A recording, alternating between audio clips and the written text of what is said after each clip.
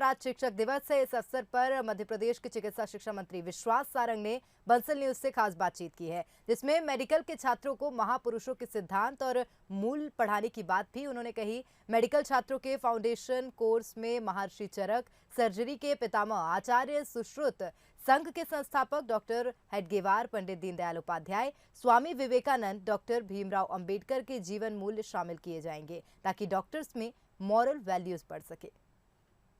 मध्य प्रदेश में अब डॉक्टरी की टेक्निकल पढ़ाई के साथ साथ एथिक्स की भी शिक्षा दी जाएगी। इसके लिए education department of Madhya Pradesh, medical education department ने यह निर्णय लिया है कि डॉक्टर हेडगेवार, पंडित दीनदयाल उपाध्याय, BR अम्बेडकर का पाठ भी बच्चों को पढ़ाया जाएगा। चिकित्सा शिक्षा मंत्री विश्वास सारंग, जिन्होंने ये पूरा निर्णय लिया है, इसके लिए प्लानिंग की है, वो हमारे साथ इस वक्त मौजूद हैं। सर, एक नया इनोवेशन, एक नवाचार के रूप में से देखा जाए? निश्चित रूप से NMC ने हमें जो फाउंडेशन कोर्स में जो एथिक्स का पाठ्यक्रम जोड़ा है, उसमें हमारा मानना है कि वो विचारक जिनका जीवन ही अपने आप में मूल्य आधारित रहा है, जिनका जीवन ही एथिकल वैल्यूज़ का रहा है, उनको हम अपने आने वाले युवाओं को पढ़ाएंगे। और इसीलिए डॉक्टर अम्बेडकर जी, हेडगेवार जी, पंडित दीनदयाल उपाध्याय जी, चरक, महर्षि अरविंद, विवेकानंद, ऐसे महापुरुषों को हम पढ़ाएंगे। हेडगेवार जी स्वयं डॉक्टर थे, इस देश की आज़ादी में सर्वस्व लगाया। पंडित दीनदयाल उपाध्याय के विचार को दुनिया ने आत्मसात किया। BR अम्बेडकर जी ने स्वयं संविधान का निर्माण कराया। 7 समुंदर पार जाकर विवेकानंद जी ने इस देश के दर्शन को पूरी दुनिया को बताया।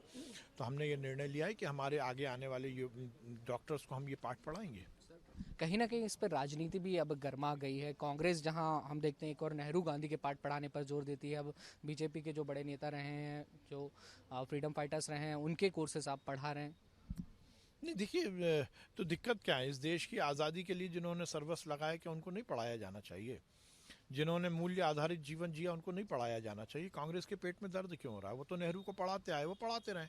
पर यदि ऐसे महापुरुष, और भी तो महापुरुष है ना, मैं किसी महापुरुष का किसी और से कंपैरिजन नहीं करना चाहता हूँ, और ये कांग्रेस को भी नहीं करना चाहिए। सर, आपको लगता है इससे जो वैल्यूज डेवलप होने का काम है डॉक्टर्स में, वो हो सकेगा? निश्चित रूप से होंगी। यदि वो ऐसे महापुरुषों के विचार को आत्मसात करेंगे जिन्होंने पूरी जिंदगी इस देश के लिए लगाया, समाज के निर्माण में लगाया, तो वो तो निश्चित रूप से प्रेरणा स्रोत रहेंगे। तो मध्य प्रदेश के चिकित्सा शिक्षा मंत्री विश्वास सारंग हमारे साथ थे। साफ तौर पर उन्होंने बताया कि डॉक्टर्स में कोर वैल्यूज डेवलप करने के लिए ये इनोवेशन, ये नवाचार किया गया है, और इससे भविष्य में अच्छे और बेहतर डॉक्टर्स का निर्माण हो सकेगा। कैमरामैन विजय शेजकर के साथ बंसल न्यूज के लिए भोपाल से वासु चौरे। और वहीं चिकित्सा शिक्षा मंत्री विश्वास सारंग के इस बयान के बाद पूर्व मंत्री PC शर्मा का भी बयान सामने आया। नेहरू, गांधी, भगत सिंह, सुभाष चंद्र बोस को पढ़ाना चाहिए। PC शर्मा का मानना है कि हेडगेवार, दीनदयाल उपाध्याय का आजादी की लड़ाई में कोई रोल नहीं है। ऋषि मुनि और बड़े डॉक्टर्स के बारे में पढ़ाना चाहिए। मेडिकल प्रोफेशन का भगवाकरण करने का काम कर रहे हैं। बेरोजगारी जैसे मुद्दे से ध्यान भटकाने के लिए फैसला लिया है। डॉक्टर केशव बलिराम हेडगेवार, पंडित दीनदयाल उपाध्याय की जीवनी पढ़ाने का फैसला, MBBS स्टूडेंट्स को जीवनी पढ़ाने का फैसला सरकार ने लिया है, जिसको लेकर पूर्व मंत्री PC शर्मा ने निशाना साधा है। अगर कोई मेडिकल प्रोफेशन के डॉक्टर और प्रोफेसर होते तो ठीक है। और नैतिकता की अगर बात कर रहे हैं तो पंडित जवाहरलाल नेहरू, महात्मा गांधी, नेताजी सुभाष चंद्र बोस, भगत सिंह, चंद्रशेखर आज़ाद, इनने सिखाए नैतिक मूल्य, जो अंग्रेज़ों से लड़े, अपनी जान दी और अपनी ज़िंदगी वहाँ लगा दी। डॉक्टर हेडगेवार का क्या रोल रहा आज़ादी की लड़ाई में? दीनदयाल उपाध्याय का क्या रोल रहा आज़ादी की लड़ाई में? जिन लोगों का आज़ादी की लड़ाई से कोई मतलब नहीं रहा, वो अगर नैतिक मूल्य सिखाएंगे MBBS में पढ़ने वाले डॉक्टरों को, तो ताज्जुब है। और चलिए, इस विषय पर अधिक चर्चा करेंगे। हमारे साथ खास मेहमान जुड़ गए हैं। डॉक्टर हितेश वाजपेयी हैं BJP से, जो कि अपना पक्ष रखेंगे। जितेंद्र मिश्रा कांग्रेस प्रवक्ता हैं, अपना पक्ष रखेंगे। आप दोनों का ही बहुत स्वागत करती हूँ बंसल न्यूज में। जी धन्यवाद। सबसे पहले जितेंद्र मिश्रा जी, आपसे ही मेरा सवाल है, क्या मानते हैं जिस तरह से PC शर्मा जी का कहना है कि भगवाकरण करना चाहती है BJP? नहीं, देखिए, जहाँ तक विश्वास सारंग जी का बयान की सवाल है, उन्होंने कहा है एथिक्स के लिए डॉक्टर्स को एथिक्स पढ़ाएंगे। अगर डॉक्टर्स को एथिक्स पढ़ाने की बात हो रही है, जबकि एथिक्स, मॉरल वैल्यू और कैरेक्टर बिल्डिंग छोटी क्लासेस से शुरू किया जाता है सिखाना। इसका मतलब कहीं ना कहीं आपका शिक्षा तंत्र कमजोर रहा है एथिक्स और मॉरल बिल्डिंग के लिए। कहीं ना कहीं कैरेक्टर बिल्डिंग में आपका शिक्षा तंत्र कमजोर है। आप 17 सालों से लगातार सरकार में बैठे, आपने एथिक्स की शिक्षा देने का प्रयास नहीं किया छोटे बच्चों को, जो आज आवश्यकता पड़ रही है। असल में एथिक्स की और मॉरल वैल्यूज की जरूरत चिकित्सा शिक्षा मंत्री को है, जिन्हें बयानबाजी में कम से कम न्याय तो करना चाहिए, किसकी बात कर रहे हैं किसकी बात नहीं कर रहे हैं। आज गांधी जीता जा सकता उदाहरण है मॉरल वैल्यूज का, कैरेक्टर बिल्डिंग का। आप कह रहे नए नाम लेके आ रहे हो कि इनको पढ़ाया जाएगा उनको पढ़ाया जाएगा। आपको सुभाष को पढ़ाना चाहिए, भगत सिंह को पढ़ाना चाहिए, गांधी के चरित्र को पढ़ाना चाहिए। यदि मॉरल वैल्यूज और कैरेक्टर बिल्डिंग की बात करते हैं, यदि एथिक्स की बात करते हैं, आप कह रहे हैं कि आजादी की लड़ाई में और भी महापुरुषों का योगदान है। मिश्रा जी, तो सीधा सा सवाल मेरा ये है कि क्या आप योगदान है? मानते हैं बीजेपी भगवाकरण करना चाहती है? इस सवाल का तो जवाब मेरा दीजिए। ये कहना है कि कहीं ना कहीं विश्वास सारंग जी ने उस बयान में उस चर्चा को छेड़ दिया है कि आजादी की लड़ाई के योगदान का जिक्र होना चाहिए। ठीक है, अब हमारे साथ डॉक्टर हितेश वाजपेयी जुड़े। हितेश जी, आपने सुना क्या कुछ वक्तव्य था जितेंद्र मिश्रा जी का, क्या कहेंगे? देखिए, उनको तो पता ही नहीं है कि विषय क्या है, और मैं पहले विषय रख देता हूँ बंसल न्यूज के माध्यम से जी कि मेडिकल एजुकेशन में एक होता है एकेडमिक कैलेंडर, वो यूनिवर्सली तय होता है, जिसमें हम लोग एनाटॉमी, फिजियोलॉजी और सारे सब्जेक्ट पढ़ते हैं। मैं भी उसी को पढ़ के निकला हूँ।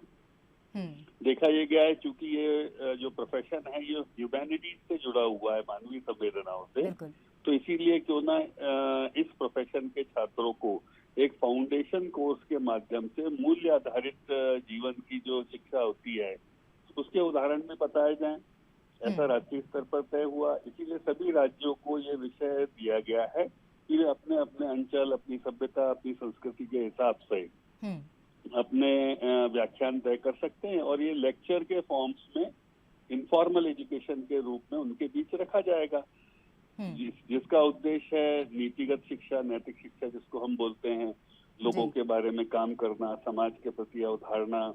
इसका आजादी की लड़ाई से भी कोई मतलब नहीं है, और यही कारण है कि चाहे वो चरक, ऋषि चरक हैं, जिनको हम फादर ऑफ मेडिसिन बोलते हैं हमारे आयुर्वेद में, हमारे भारत भूमि पर सुश्रुत हैं, जिनको हम फादर ऑफ सर्जरी भी बोलते हैं हमारे आयुर्वेदिक साइंसेस में।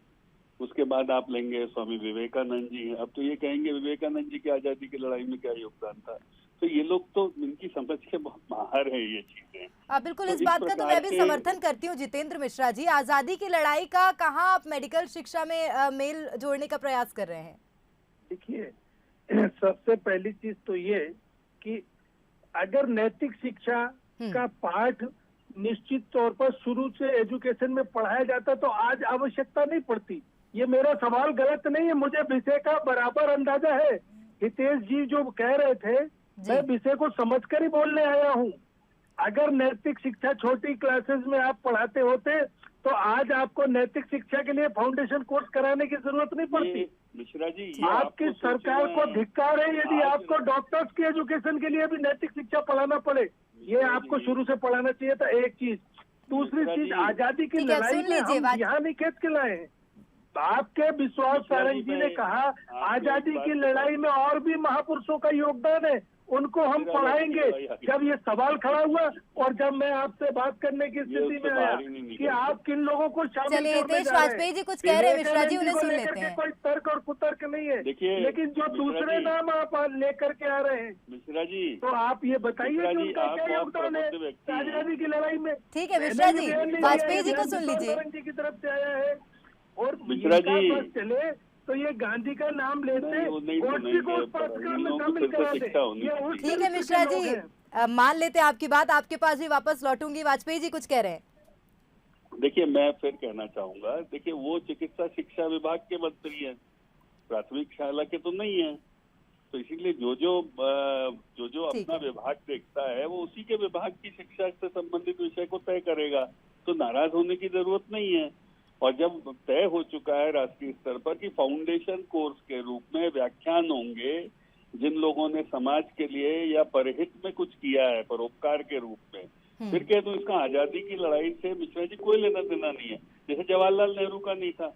अब नैतिक शिक्षा के रूप में यदि जवाहरलाल नेहरू को आप पढ़ाएंगे तो आप क्या 555 सिगरेट पढ़ाएंगे या पेरिस से कपड़े धो के लाना ये पढ़ाएंगे? ठीक है, मतलब क्या पढ़ाएंगे आप? ठीक है, उनका योगदान इतिहास में रहा है, लेकिन नैतिक शिक्षा में तो वो उदाहरण नहीं बन पाएंगे। तो ऐसा सब बिल्कुल वाजपेयी व्यक्तित्व जी, का अपना अपना पक्ष होता है, उसमें कोई बुराई थोड़ी ना है। तो इसीलिए जहाँ पर आध्यात्मिक शिक्षा की बात आएगी, सामाजिक सरोकारों की बात आएगी, तो उस प्रकार के उदाहरणों को लिया जाएगा उनके बारे में, और उन्होंने क्या किया यही तो बताया जाएगा। निश्चित रूप से। तो दोनों ही पार्टियों का अपना पक्ष है। वाजपेयी जी, थोड़ी सी समय की कमी है मेरे पास, इसलिए आपको धन्यवाद देना चाहूंगी। बहुत शुक्रिया हमारे साथ जुड़ने के लिए, तमाम बातचीत के लिए। तो मेडिकल सिलेबस पर सियासत गरमाई हुई है और चिकित्सा शिक्षा मंत्री के जो बयान आए थे उसके बाद पूर्व मंत्री पीसी शर्मा ने भी कहा है कि नेहरू, गांधी, भगत सिंह, सुभाष चंद्र बोस को पढ़ाना चाहिए। तो कुल मिलाकर सिलेबस को लेकर सियासत गर्म है।